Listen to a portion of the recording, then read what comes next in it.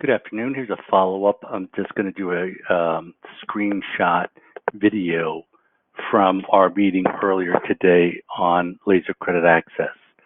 I'm just going to review quickly what we talked about today, and we're going to start in the contact object. You can run from contact, lead, opportunity, wherever you would like to run from. It can also run from a custom object, just up to you and where your data is and where you want it to end up. We're going to start with the fields required, and that is first and last name, social security number. Then we're going to use the address information, standard Salesforce fields. If you use different fields, we can accommodate that as well, but just for simplicity, the standard Salesforce fields. And this is going to have a co-applicant, spouse, test case, social security number. As a reminder, the address has to be the same. You're looking for two people that would share credit. So there's a number of ways to access the credit data. You can use a checkbox as we have here. We have a button, or we could do automation that would automatically run the credit report once something else happens. It's up to you to decide what's best for your process. So in this case, we're going to click the Pull Credit Report, hit Save, and then it takes about 8 seconds to run a credit report. And it's going out to your either CRA or direct to a credit bureau, pulling the data from your account and coming back. Now, in this case, it's completed. We've got a bankruptcy alert, and we have credit score below bank policy, which are very easily customized items. Let's take a quick look. You can make these to be whatever you want. There's the credit report it's related to, bankruptcy alert. These are Salesforce tools you can use. Same thing with credit score below bank policy. The things that you want to see and you want to make sure don't get missed can pop up immediately. So we've got now the credit report, and we're going to start with the credit detail, or really the aggregation of all the data here. The date it was run, all your balances for revolving real estate installment balances, their corresponding payments. And then we've got a lot of fields. Like this has a total past due amount of $529. This we did for a customer, which is the percentage of availability on credit cards. And then, we've got all the other information, your monthly, sum of monthly personal debt is just what it sounds. It is what the total amount of living expenses on the credit report would be. And in this case, we had an applicant and a co-applicant. So we've got their credit scores, their score factors on each one of them, and then any alert messages from the credit bureaus. Scroll down.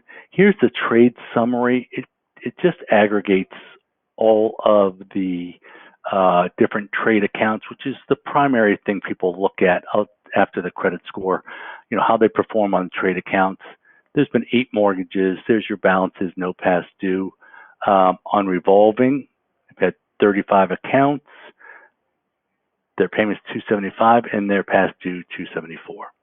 So that gives you an idea how your things that you can be looking for and you can set alerts for. Here's your delinquency summary: past due, 30, 60, 90, bankruptcy, public records, charge-offs. We get into more splitting of the terminology used by the credit bureaus to try and capture different things to make sure all the numbers sort of can reconcile back. And that would be, now delinquent, was delinquent or derogatory, collection accounts, all these different things that really splice the different stages that credit reporting agencies give to some of their trade accounts. Payment pattern is a view.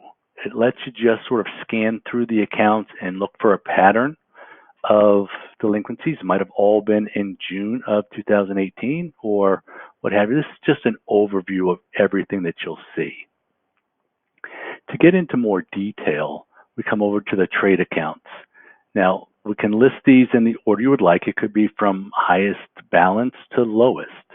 And then your top three are going to be right here. So we'll open up the trade accounts. The trade accounts are all the trade accounts that the credit bureau has had. As I was saying, we could just go from the monthly payment amounts down. So we'll just pick one out for Wells Fargo Finance. It's going to break down the trade account.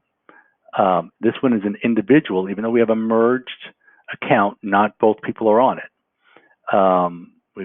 It's an automobile, installment payments, 17 months reviewed, and then your original term, remaining term, balance, monthly payment. And then you come over here and you look at all of the payments. The one stands for 30 days. So in June of 2019, they had a 30-day late. We then go into details of the delinquency, most recent, and then the highest adverse action. So if they had a 90-day late, you would see it there, and you would see the date. Going back to the credit report, we have the same thing with inquiries. You want to see who and when they've applied for credit for. This is where you'll find it. All the different finance companies, what credit bureau they use, what the date was, and what information. And it's limited, but it's a finance company, the bureau, the date, and that lets you see if they're out shopping competitors or if they're just shopping for more credit. Public records is where you'll find bankruptcies. Any other things like they've gone to court over, so it could be child support that is delinquent. It could be any other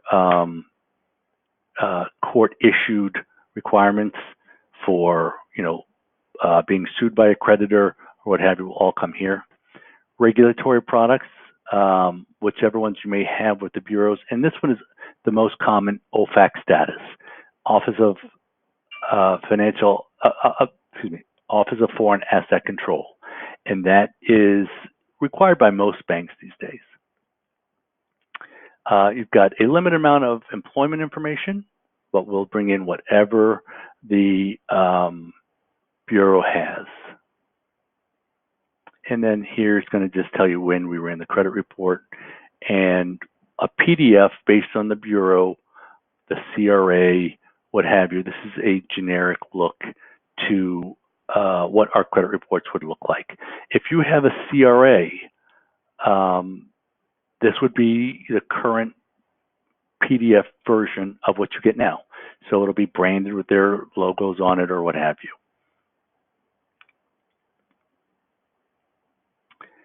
That is basically it.